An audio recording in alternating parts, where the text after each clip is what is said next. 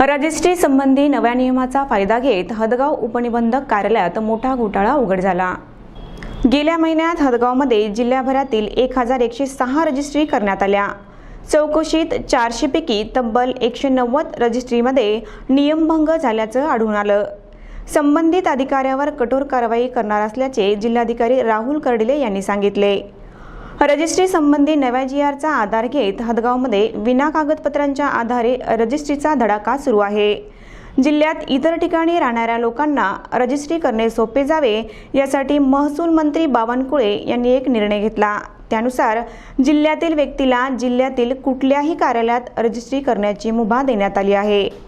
पण याचाच फायदा घेत काही भूमाफिया तालुक्याच्या ठिकाणी रजिस्ट्री करत आहेत। नांदेडमधील जमिनीची रजिस्ट्री हदगाव येथे करण्यात येत आहे। हदगाव उपनिबंधक कार्यालयात नांदेड शहरातील दलालांची मोठी गर्दी असते।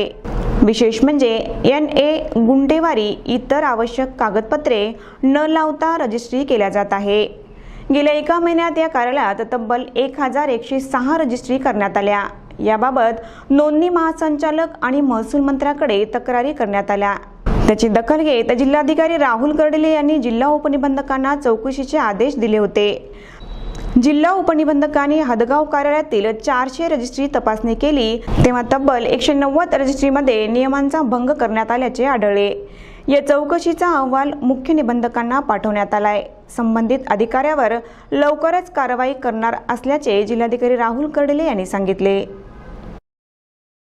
तर शासनाने तालुका अंतर्गत रजिस्ट्री करण्याची जी मुभा दिलेली आहे त्यानंतर अनेक तालुक्यांमध्ये शहरातील डॉक्युमेंट रजिस्टर्ड होत आहेत, त्यात कुठल्याही नियमांचं पालन होत नाही। विशेषतः हदगावमध्ये असे 1250 डॉक्युमेंट झाल्याचं चर्चेलं जात आहे। तर आपण काय माहिती घेतली आणि काय कारवाई होणार या विषयात? हदगाव दुय्यम निबंधक कार्यालयासंदर्भात तक्रारी प्राप्त झाल्या होत्या। त्या अनुषंगाने मी जे जॉईंट रजिस्ट्रार आहेत त्यांना विनंती केली होती की आपण इमिडिएटलीची तपासणी करावी।